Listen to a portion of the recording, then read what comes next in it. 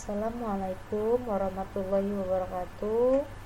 Perkenalkan, nama saya Eka Aprilianti, saya perwakilan dari kelompok 4. Baiklah, di sini saya akan mempresentasikan makalah kami dari mata kuliah ilmu fikih yang berjudul puasa. Dosen pengampu Ibu Herlina MPDI yang disusun oleh Eka Aprilianti dan Evita Sari dari kelompok 4. Puasa adalah suatu sendi atau rukun dari sendi-sendi Islam. Puasa difardukan atas umat Islam yang mukallaf selama tidak ada halangan yang menghalangi pelaksanaannya. Bahwa puasa itu suatu fardu yang tidak boleh ditinggalkan dan suatu syiar agama Allah yang besar. Hukum puasa Ramadan adalah wajib berdasarkan Al-Quran, As-Sunnah, dan Ijma'. Kewajiban melaksanakan puasa merupakan kewajiban yang dibebankan kepada umat Islam yang telah balik dan berakal. Maka, tidak ada alasan bagi umat Islam untuk tidak berpuasa pada bulan Ramadan, kecuali apabila orang tersebut secara sharoh boleh diberikan keringanan atau ruksah untuk tidak melaksanakan puasa Ramadan. Namun, orang tersebut harus mengganti puasanya pada hari-hari lain setelah bulan Ramadan berakhir.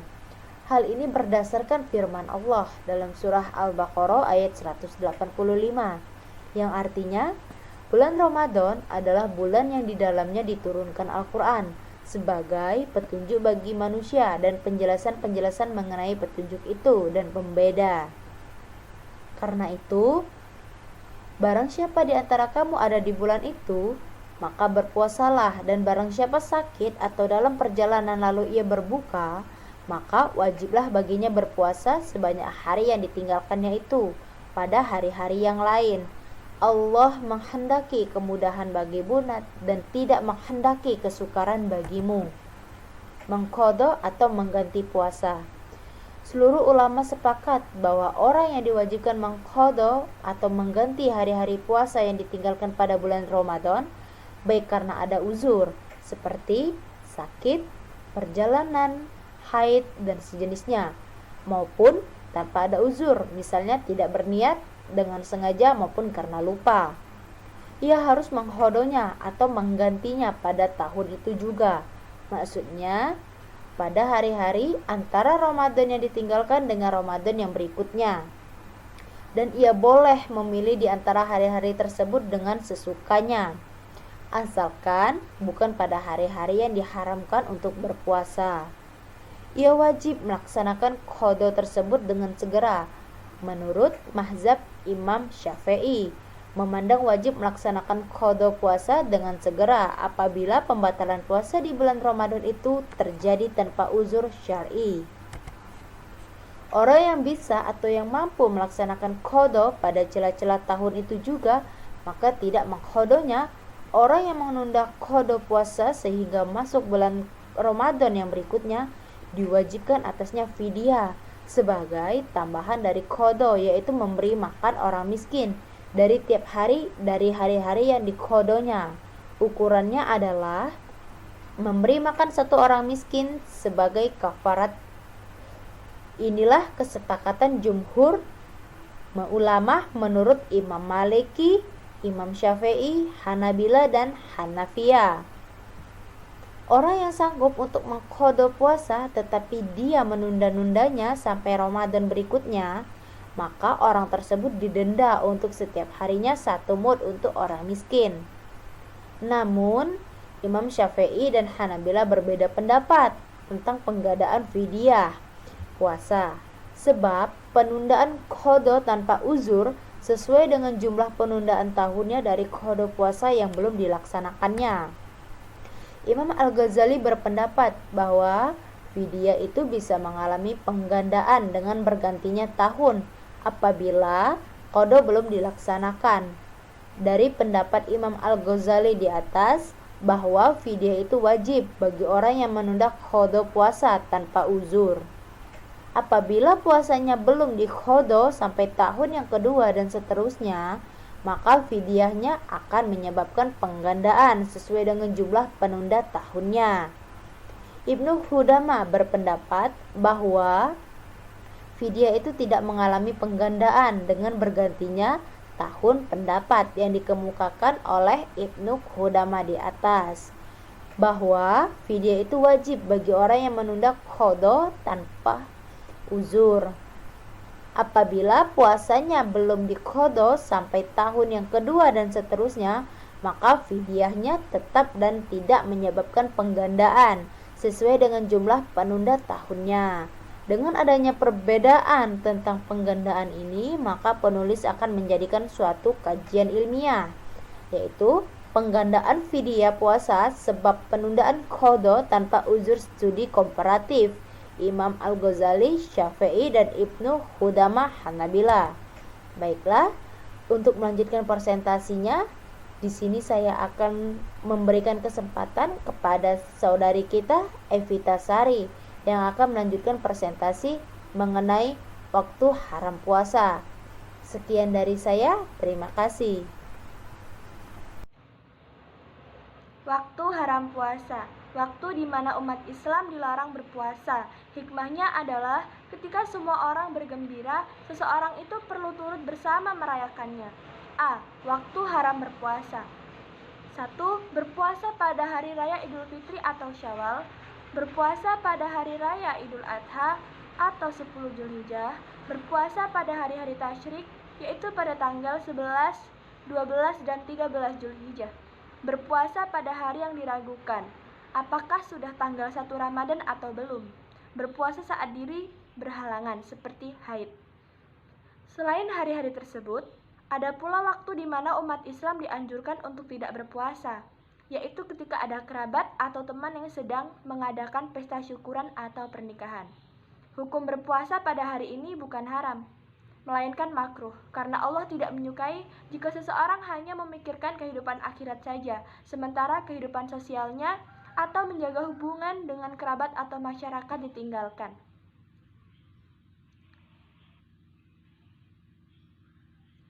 1. Hari Raya Idul Fitri.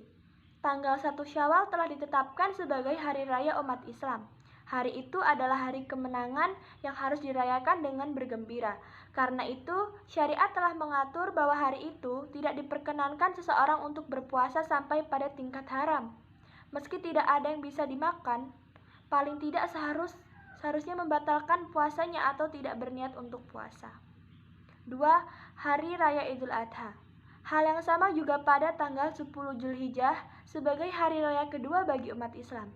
Hari itu diharamkan untuk berpuasa dan umat Islam disunahkan untuk menyembelih hewan kurban dan membagikannya kepada fakir miskin dan kerabat serta keluarga, agar semuanya bisa ikut merasakan kegembiraan dengan menyantap hewan kurban itu dan merayakan hari besar. 3. Hari Tasyrik. Hari Tasyrik adalah tanggal 11, 12, dan 13 bulan Zulhijjah.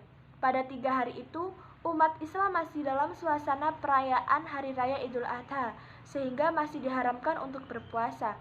Namun, sebagian pendapat mengatakan bahwa hukumnya makruh, bukan haram.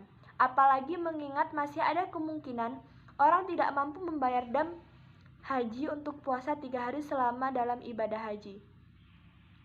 4. Puasa sehari saja pada hari Jumat.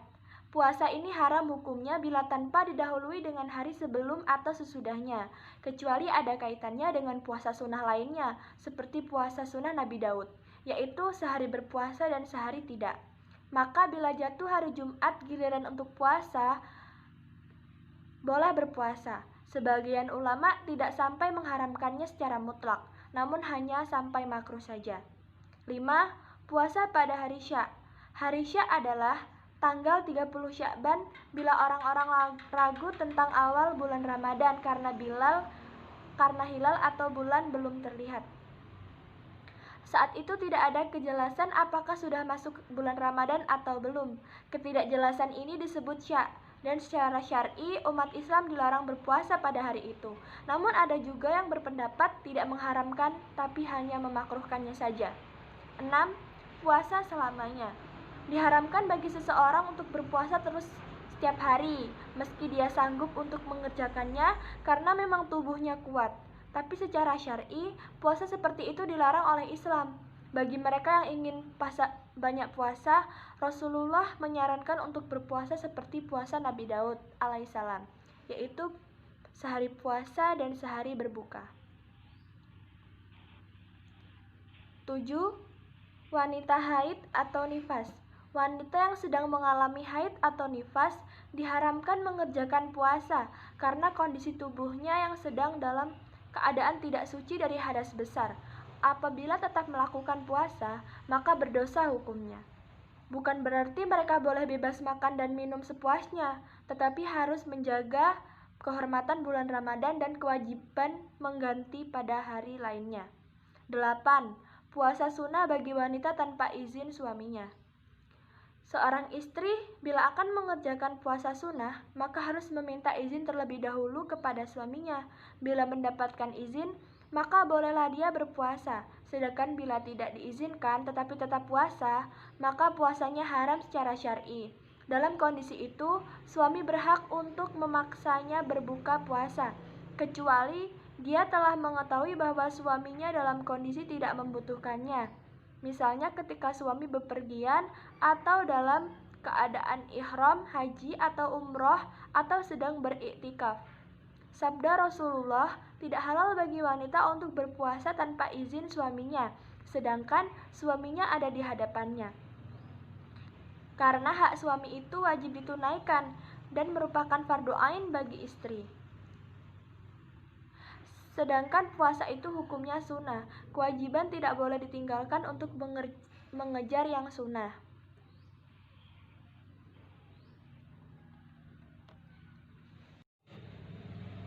Mungkin cukup sekian video presentasi dari kelompok 4. Apabila ada kesalahan, kami mohon maaf, dan kepada Allah kami mohon maghfirahnya. Kami akhiri, wallahul muwaffiq ila aqwamit thoriq. Wassalamualaikum warahmatullahi wabarakatuh.